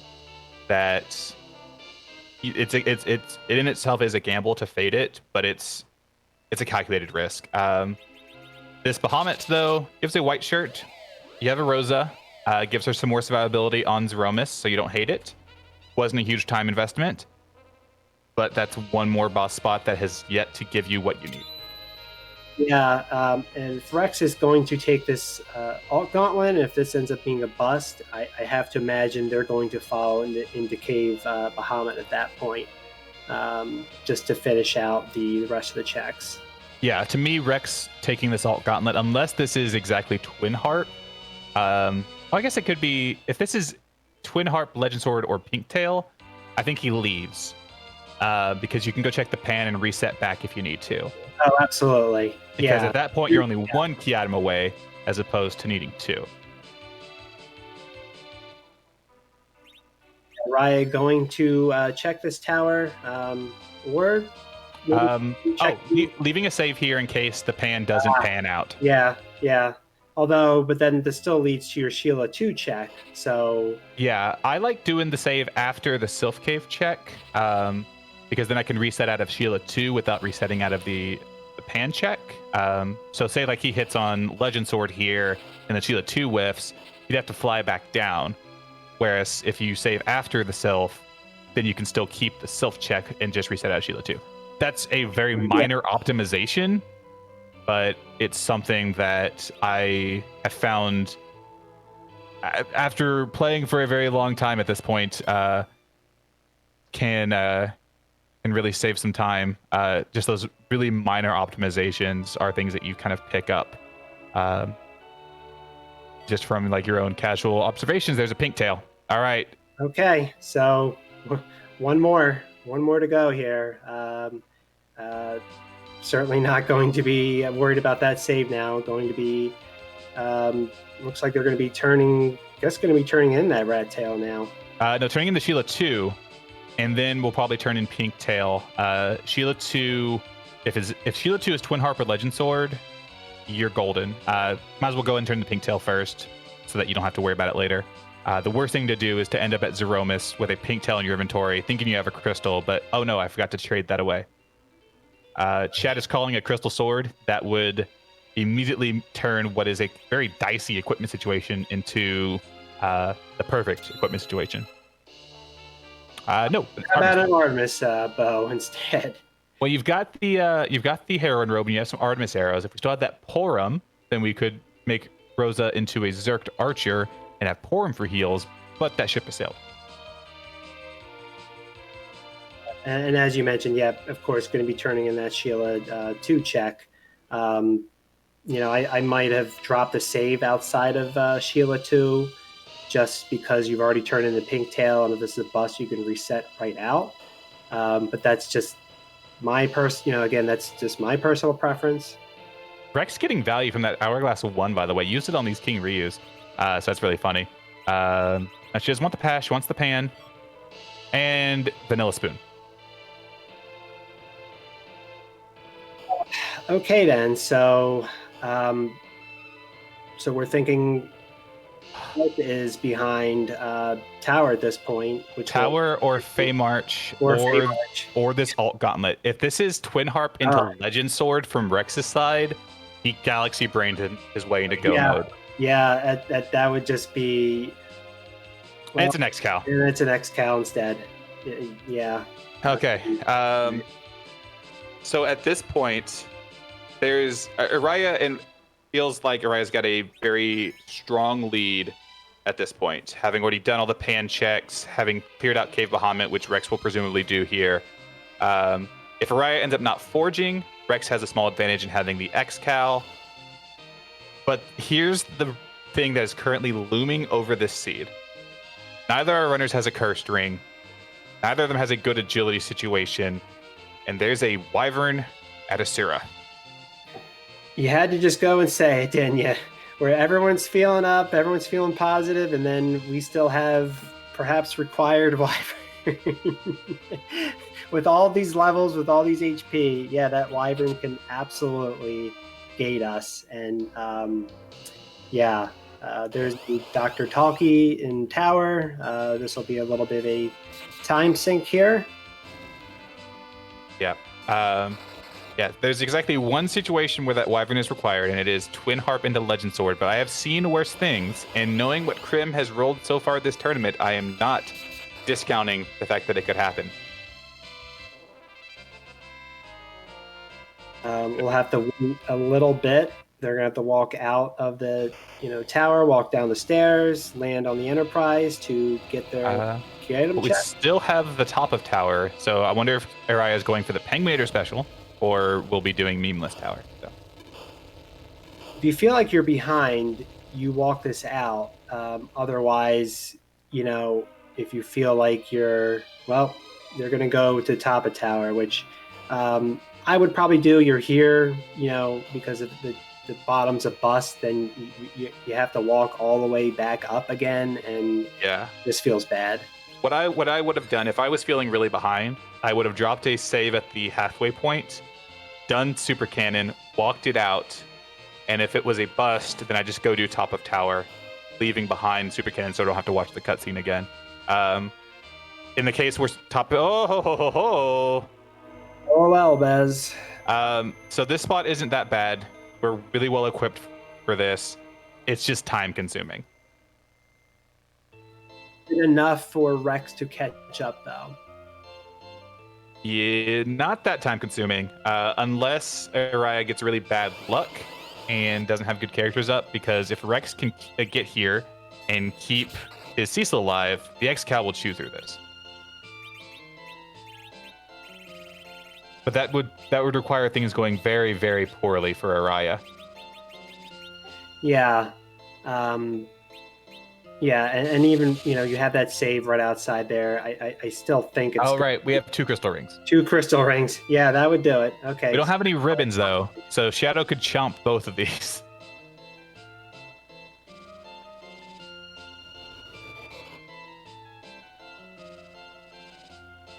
Oh, there's one. Rexx, yeah, there's one. But if you're Rexx, where do you think you're going then? I guess you're going to follow the same route. Yeah, pan into tower is exactly what I would do here. If I was feeling behind, that Fey March looks really intriguing. We know it's a Rubicant at Leviathan. And we know, I don't know if Rexx knows it's a Wyvern. I can't remember if it was Rexx or Aeriyah that checked it. If Rexx doesn't know it's Wyvern, I could see Fey March if he's feeling behind. With then getting the rude surprise that, oh, can you do this? Yeah, Aeriyah, I don't think knows that Star Veils are available in Troya, chooses to wall up that Yang instead and hold on to that 1 Star Veil. Oh, has a Fire Claw. Okay, this Golbez is dead. Yeah, I think 1 more hit and... 1 more hit will do it, yep. Yeah. Yep, Golbez weak to 2 more hits, I guess. I guess he was just shy of the mark there. Golbez notably weak to both Holy and Fire. And kind of on cue, wants to know why. Why is he weak to both Holy and Fire? It's a very good question, actually, Golbez. And go mode. Go mode. And that's also an X-Cal in Aeriyah's pocket, which means that the advantage that the Alt Gauntlet gave Rexx is dissolved. Rexx needs to go to tower immediately. And even with that, I think with the levels Aeriyah has, they're just going, even with the agility situation being the way it is, they're just going to melt through this Z fight at this point. Yeah, question from chat. Do you feel behind knowing go mode is at top of Keyless Tower? Yes, I would feel 11 out of 10 behind, because if my opponent decided to do Keyless Tower before Moon, they've been sitting on that Legend Sword, so I would be expecting the dot done to come in at any moment. I expect they're already on the Z fight. I would feel behind anyway, just because that's the kind of racer I am. I don't see the dot done, and I start getting to the 1.5 hour mark. Yeah. I just immediately think I'm behind, and here's going to come anyway, regardless of what check I've done or haven't done. Yeah, 1 hour and 35 in. You haven't seen the dot done. This hasn't been a particularly jetty seed. And surprisingly, our runners have been incredibly efficient with... Oh, there's the Twin Harp. So this is a hard required tower. So Wyvern has nothing for us. So thank you for that, Krim. Tower key from... I can't remember at this point. Tower key was from the Plague spot, the White Spear Altar. So... yeah, I've been sitting on go mode for quite a bit. 1 hour and 35 in. You've nearly full cleared this seed, and anytime I get to the point where I've done every key item check except for like Fey March, I feel dreadfully behind. Yeah, if Fey March is your last check after doing Moon, and maybe you haven't hit go mode yet, then you're just waiting with dread. Like, okay, here comes the dot done. That's it. I've lost. Oh, Rexx hasn't checked the Odin spot yet. Oh, this will do it. This is now Aeriyah's race to lose. Rexx still very much in this, but it was going to take maybe 1 or 2 Zeromus wipes for Rexx to pull this out, unless he gets to the CPU very quickly and goes directly to tower, does not pass go. If he pulls off the Zoe skip, he would be in the lead. Not in the lead, but he would save quite a bit of time. Save a bit of time. Yeah, Aeriyah would have to do some. I don't know what they would have to do really to blow the Z fight. You know, maybe I don't want to say go full berserker strats, like, you know, but it's their fight to lose at this point. But Yeah. you know, an hour 36 and about 25 seconds, they've got their crystal, their go mode, their pass in hand, 16 and 17 key items. Yeah. I'm going to be heading right to Troya, and pretty soon going to be, I don't know, hoping for a question from chat soon. Yeah. And also to make Mecca happy, I will a single time humor you and call it the Vermilion Gambit. But yeah, we're luckily an hour and 36 minutes ago, we got that pass from a Baigan, a vanilla Baigan. And now we get to use it. I'm glad that Aeriyah didn't forget that he had it. What happened to your full moon? Where did it go? Okay, there's the power shirt. Gonna gear up here. Agility situation's really awkward. I don't know where we got that Stardust Rod. Maybe a coal shop. Just gonna go for it. Okay. 20 agility anchor. Bad. Yeah, it's gonna be a little weird, but the HP and the levels on this team, I think, is gonna make up for, you know, any high roll big bangs. You know, at the end of the day, you still have a Cecil, you still have a Rosa. You know, the only way you're gonna feel behind is if you're left with just that Cecil and Rosa, and you're like, okay, great. You know, I have to power my way through with just Rosa healing Cecil. Yeah, Rosa and Cecil with these levels, I'm usually pretty confident in. I'd like to have a better agility situation, but we'll see how it goes. We don't have a lunar subterranean dive to ham it up or anything. So I don't know if you got to ask the question last night, but if you didn't, I will leave the question to you, lady. Oh, how very kind of you. So we see a lot of these Z flags in chat. We randomize many things in this game. The one thing we do not randomize is the location of Zeromus, the final boss. Hits too hard, is too nasty. Just can't put him anywhere else. But the one thing we do randomize is his sprite. 526 sprites, I believe, to be exact. So the question then becomes, whose butt are we going to kick tonight? Very, very well done. The lovely, lovely Scala Kitty giving us a whole boatload of Zeroma sprites to deal with, as well as some that Boardface implemented before Scala became our resident art director. Scala asking the question, which I think we should work as a Restream team to incorporate this into the whose butt question. And that would be, will the butt we're kicking tonight be cute? Yes or no? I am going to say yes.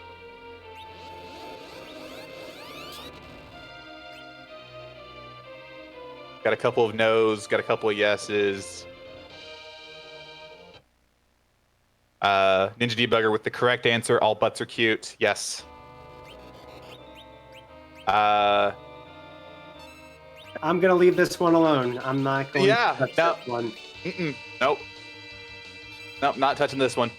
We have Queen Miss, the Red Queen from Alice in Wonderland. I think this is a Chain of Memories sprite?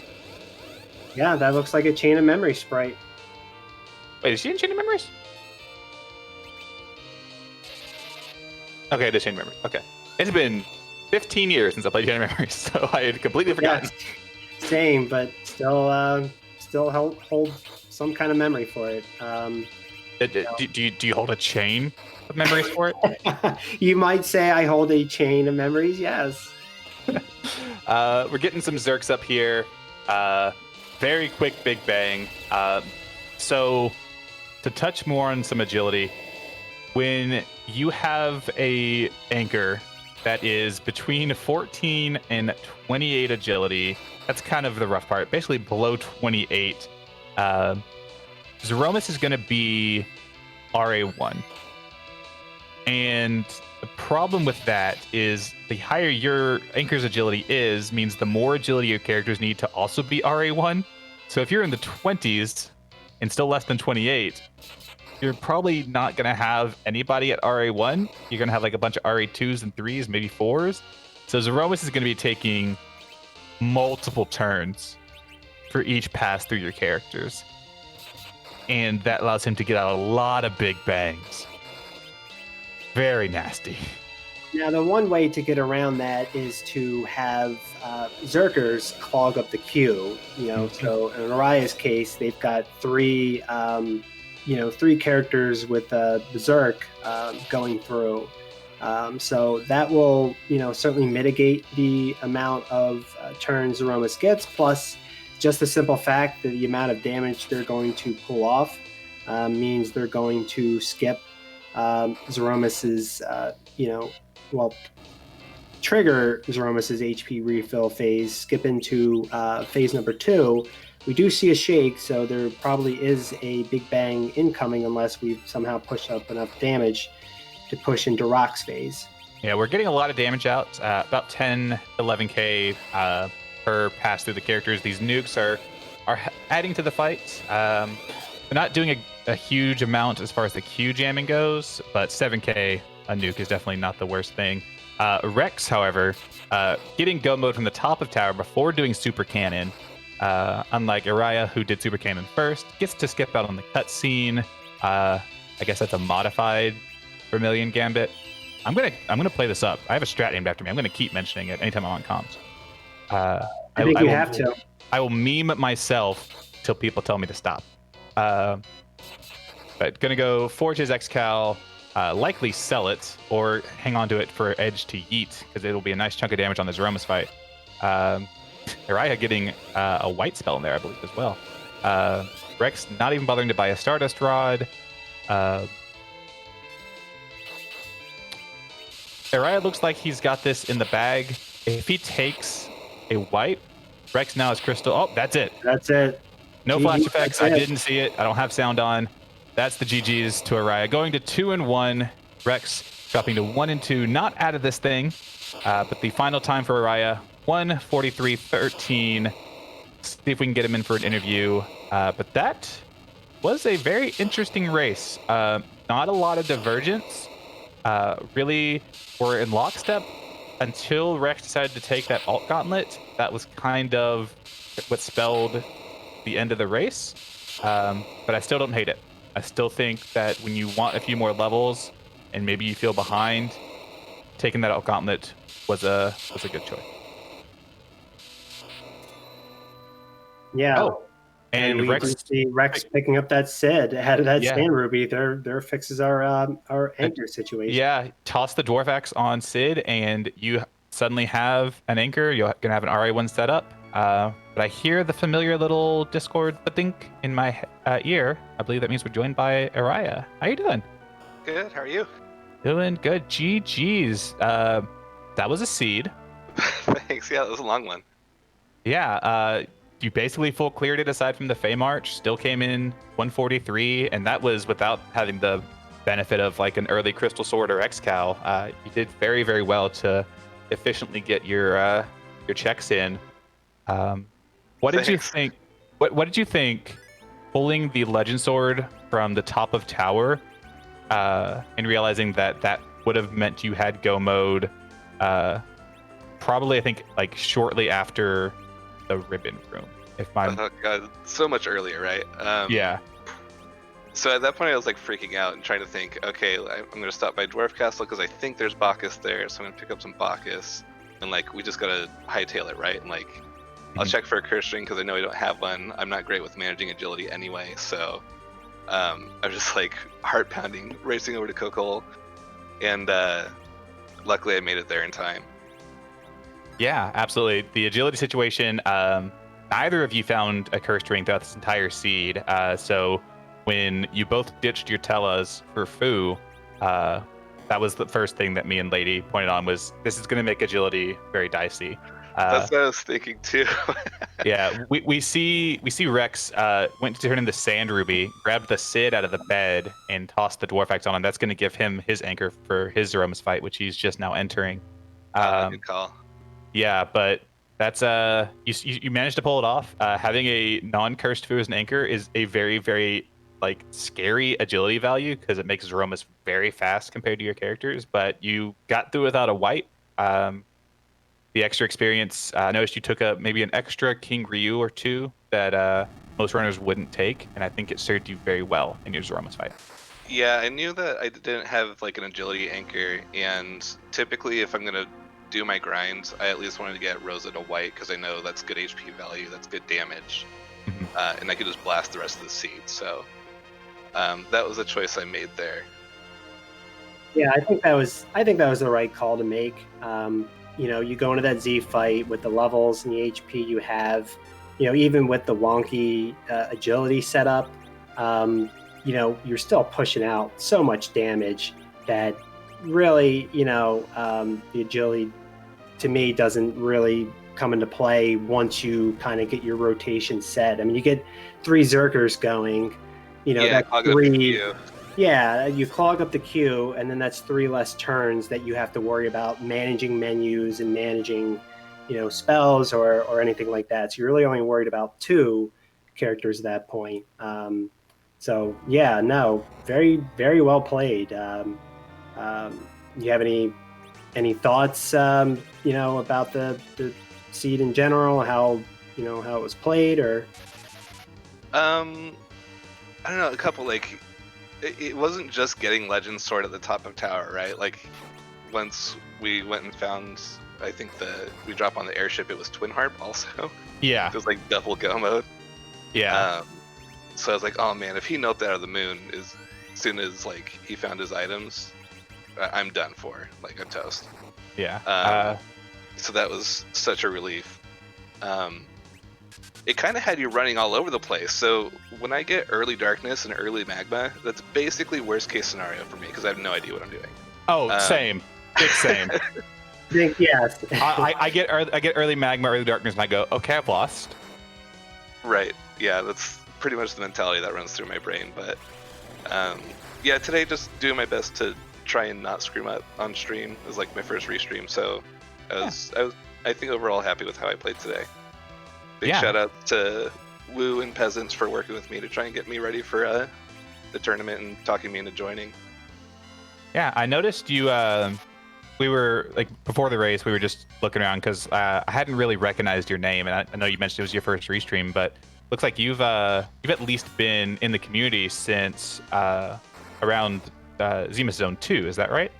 Yeah, I've been sniffing around, like watching races. I don't think I started really running them until about probably a month or 2 after Zenith Zone, and like very intermittently. I don't think I'd played for a year before this tournament. But Blue Bear was like, hey, there's like a thing happening, we should play. So yeah, started playing a couple games here and there with them and Peasants and working on getting back into shape, and yeah, it's been a lot of fun so far.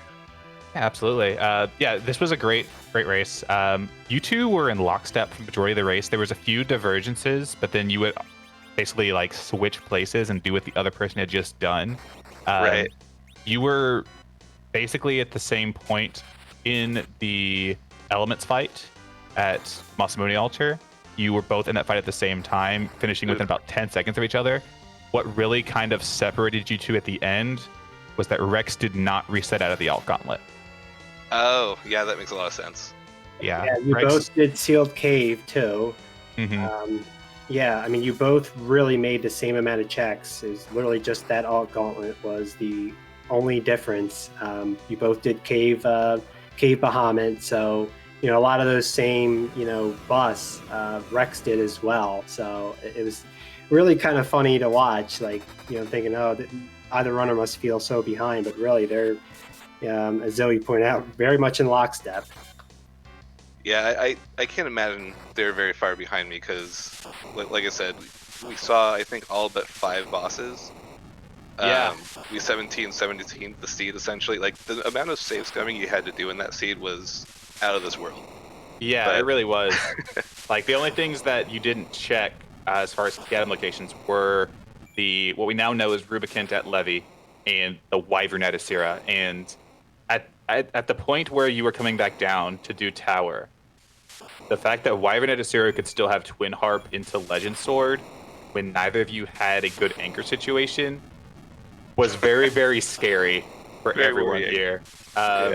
But as we were talking, I just want to go ahead and let people know Rexx has finished with the official race time of 1 hour, 50 minutes, and 29 seconds.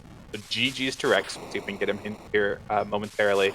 But yeah, you're moving to 2-1. There's a lot of people in the 2-1 pool that I know I don't want to face because I'm in there as well.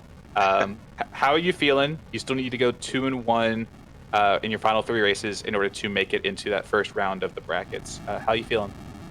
I don't know, like, not super great, but I had a lot of fun today. I'm kind of hoping that I get into one of those grudge matches with one of my friends, just for kicks. I mean, they'll probably beat me anyway, so who cares? That just pushes one of us ahead, right? Yeah, absolutely. But yeah, it feels good to do my first tournament, and I have no idea who's in the 2-1 right now. I think Possum's there, Woo's there, and I don't know how Peasant's race is going right now, so it'll be interesting to see. Yeah, absolutely. Well, we're joined by Rexx, so we're gonna wrap up here. You're right. Any last thoughts on the seed or the tournament in general going forward? No, not at all. This has been super fun. Just want to say big shout out to you guys. Thank you for Maggie for tracking, Krim on the restream, Rexx, definitely an awesome opponent to fight against, and then Zoe and Lady, always a pleasure. And also just a shout out to a couple people that have been hanging around my chat: Dr. Cossack, Mina, Co-Rocket, Possum, John, and Foolish. You guys are awesome. Thanks, Aeriyah, and best of luck going forward. Hopefully I'll see you at 3-1 if we both make it there. Yeah, sounds good. See you there. All right. And we're joined by Rexx. GG's Rexx. This was definitely an interesting one. Wouldn't I look like the guy with the big brain if the Legend Sword was behind that gauntlet? If it had been Twin Heartbrain Legend Sword, you would have been the biggest brain. And that's exactly what I said as you're going through it. I was like, there's exactly one scenario in which case, in which this is the 100% right call, and I was rooting for it. I was rooting for it so hard. Yeah, we both kind of figured, you kind of hadn't done a real grind yet, so was that kind of your thought process? Like, let's take this all gauntlet anyway because we need to do a grind and hope it is kind of the big Galaxy Brain play? Well, you've got that few checks left and you're still 2 key items away from go mode. You need to, like, anytime I went into one, I wanted to finish it. I did that. I did the Golbez fight, even though I was thinking about doing the half tower at that point. But I'm like, I can't just leave a check on the table right now because we're too close to the end, and I need to get these items. So that was my reasoning there. Yeah, I thought my levels were pretty good. I had the Sand Ruby in the bag so that I knew I could go grab an anchor for the Zeramis fight, which I did. But I thought my levels were pretty good. I did a couple Warlock fights, and that helped. Yeah, absolutely. The Warlocks were interesting. If you watch this back, you'll realize I had an existential crisis when I realized that they are not frogs and they are in fact women. Yeah, it was pretty hilarious on stream. Zoe had to take a moment to kind of, take stock of the situation and life decisions made up to that point. But yeah, the Toad Lady is just a lady who really likes toads. Yeah, and I like the hair is in such a way that like I always thought it was like a weird looking toad face because it has like where the part is, you can see her forehead, it looks like an eye, and I just never questioned it on the Warlock. So I was like, oh, it's just a reskin and it's just a Warlock, it's a frog Warlock. And I noticed they had a really unusually attractive leg knight, and then I looked at it closer, I was like, that's just hair. I feel silly. But it's funny you mentioned the half tower, the Penguinator special. That also would have gotten you go mode. That was the Twin Harp. Yeah, we seeing the log afterwards and everything like that, like, if I would have gone there, that would work. It probably would have been about the same time as the Golbez fight of the extra walking in the tower, because... Yeah. Aeriyah had done that first before going up to fight the Golbez, and then so we got that knowledge as he left. But yeah, this is you're 1 and 2. You're not out of it by any means. There's still a chance for you to run the table. I know how good of a racer you are firsthand. So how are you feeling after this seed? How are you feeling going into the final 3 weeks of the tournament and like just the tournament in general? Like, how are you feeling?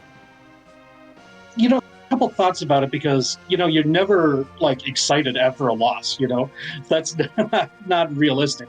But both of the times that I lost so far, like I was in go mode when the other person finished, so it wasn't like I felt like I was super far behind. Now it's not like one of those where I'm like 20 seconds behind or anything like that, but I think reasonably I was pretty close, and that happened both this and last week.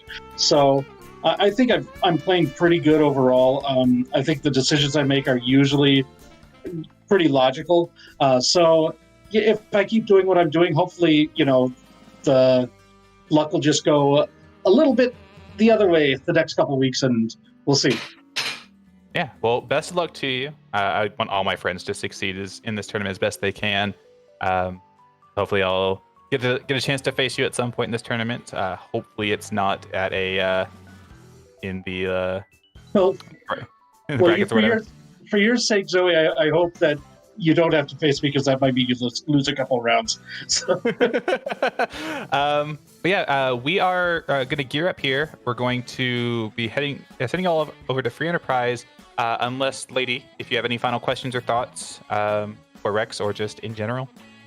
No, Rexx. I mean, just want to say GGs and just I think you're going to be pretty pleasantly surprised when you go back and watch the watch the restream, how lockstep you were with Aeriyah.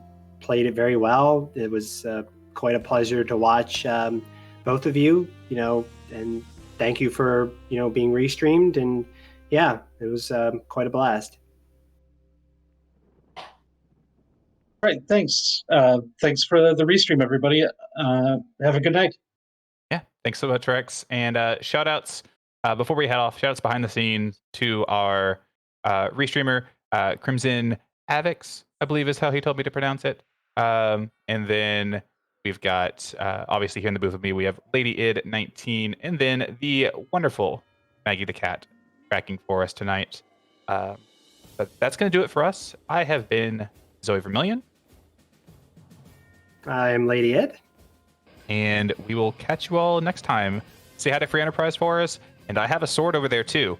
Don't spoil the race, or I will bonk you with the hilt. No spoilers. You get a sword, or you get the newspapers. Yeah. Pommel right on top of your head, and also a message deletion. Have a good night.